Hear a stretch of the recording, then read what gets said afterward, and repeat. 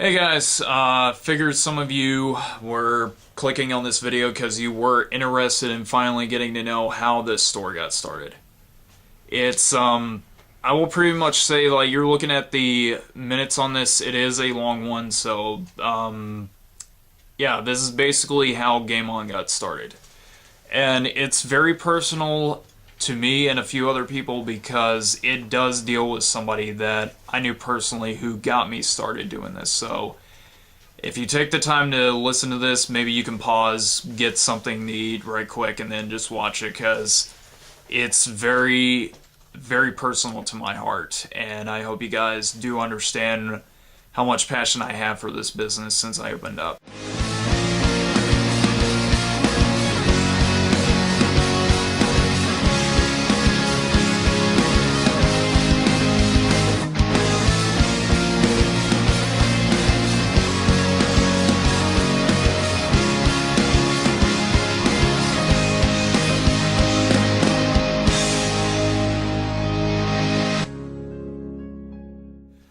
This originally started off as I got laid off from my last business, which was working with a hospital locally. After that, I was looking for pretty much work. Nobody would hire me.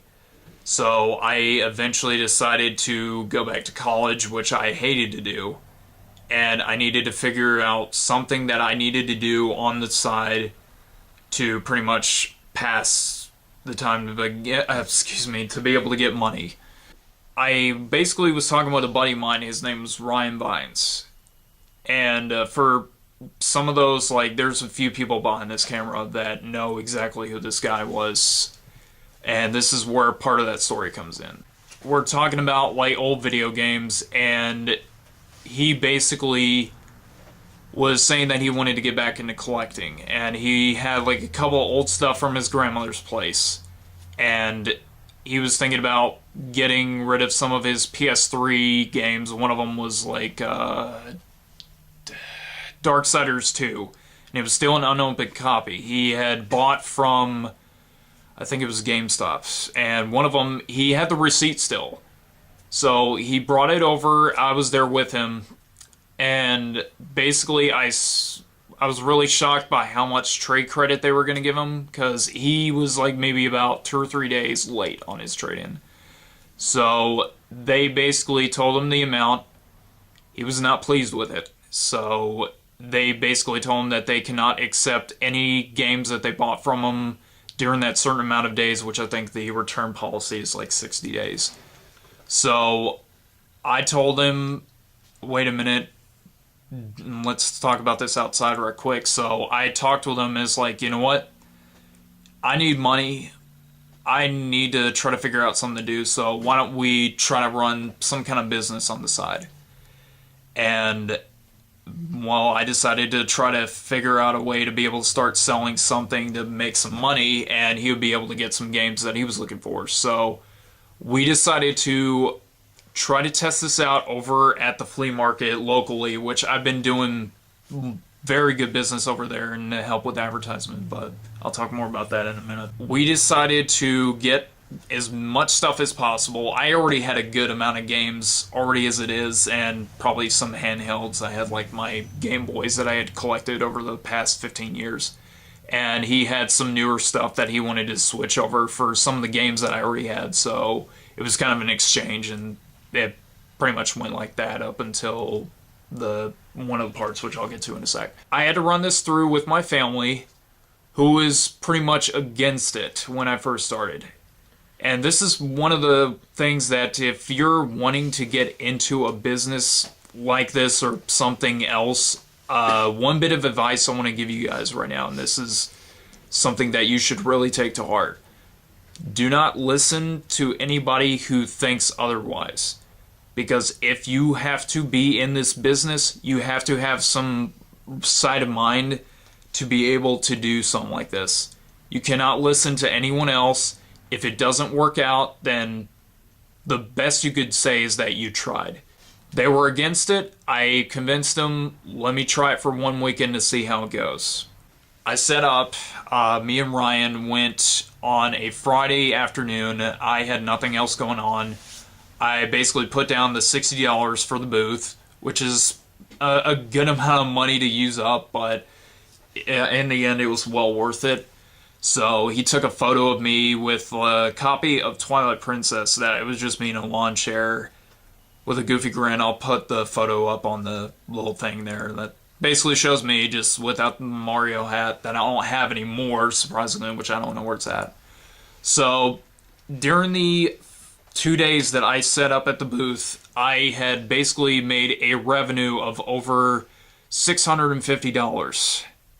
My mother was literally shocked by how much money and revenue it brought in. She then started to say, okay, I'm convinced now you can go and continue to do this until you do get a full-paying job from the college. So me and Ryan then started planning on getting more revenue somehow by getting like more inventory in, and we started doing some looking around. We started doing game hunting with another buddy of mine, Nathan, who we decided to, as a group, go over to different flea markets and do some searching around, even thrift stores. And at the same time, me and Ryan still did some exchanges. We fought over titles that we wanted, and during the same time, I thought, well, if Ryan's going to be able to collect, maybe I could start to collect. So continues on, months down the line, me and Ryan got t-shirts made, one for him. He got the extra large and I got the large, which was still short. It continued on, and everything was looking very positive for both of us. And during that time, in November, there was a very serious incident that happened with his family, and I won't go into much detail about it, but he was not in the right state of mind about it. He was very depressed, and this is the part of the story that I was talking about earlier, that I'm trying real hard not to cry over this, but the last time that I talked with Ryan, you're probably figuring out what's about to happen. He was in the car with me. He dropped me off at my house, and this was after the last flea market. That he was still pretty shooken up about his mother's passing. I should have not said it, but anyways, his mother passed. I told him that if there's ever anything that he needed, to get a hold of me or Nathan or anybody else, and that we would pretty much talk him out of it, maybe go get something to eat, do whatever, go get drinks. And he promised me that he would not drive fast in his car, because he loved his car. That was like the one thing that he would always do, is like brag about the new stuff that he got, like new suits. He was always into big suits. And he loved his car to death. So the last words I remember him saying was that I'll contact you back next Saturday. We'll go get some games that weekend. I basically waited, and it was during a Wednesday after I got out of class, and I get a text from Nathan, who basically told me that Ryan was in the hospital. So I got worried, and eventually I told my mother to drive me up to the Huntsville hospital, which is like hours away from here. And after going into the ER where he was at, he basically was in a car wreck, and somebody who had found his body outside in a field, and he was not in the best shape. And it was really tough to swallow seeing him in that bed over there, just motionless, not being able to talk to anybody. And he was basically in a coma. He did not wake up and passed away around early December. So since then, it was me, Nathan, and somebody else who I do not wish to associate with. I'm pretty sure he's watching this, and you know who you are. You're not welcome back over here as far as I'm concerned. So since then, it's just been basically me and Nathan just putting this out there to people to come check out the place. So I was basically going over to another flea market, and it was like up in Limestone. So I've been doing business over there. So I decided that, there was enough money coming in for this, and my family saw that it was very profitable on my part.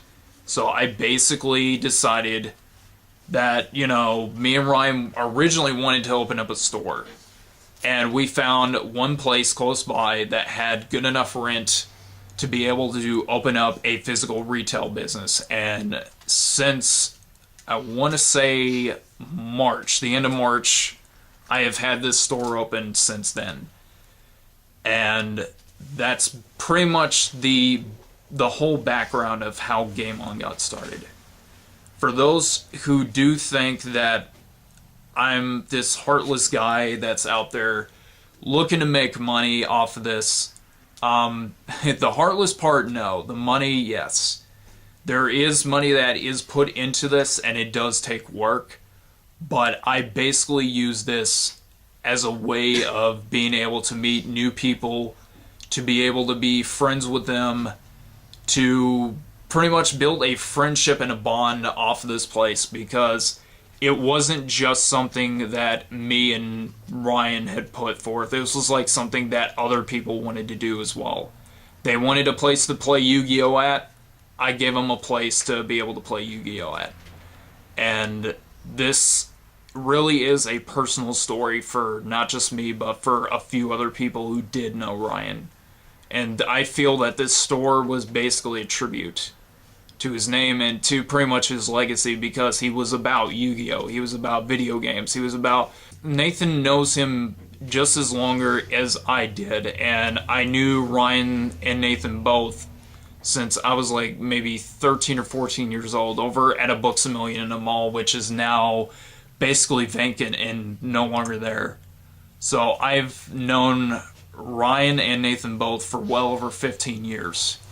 And it's a very long time, and I really cherish their friendship to this day at least. And Nathan is back there right now, and I thank him very much for this. So for those that wanted the personal story of how this got started, there you go.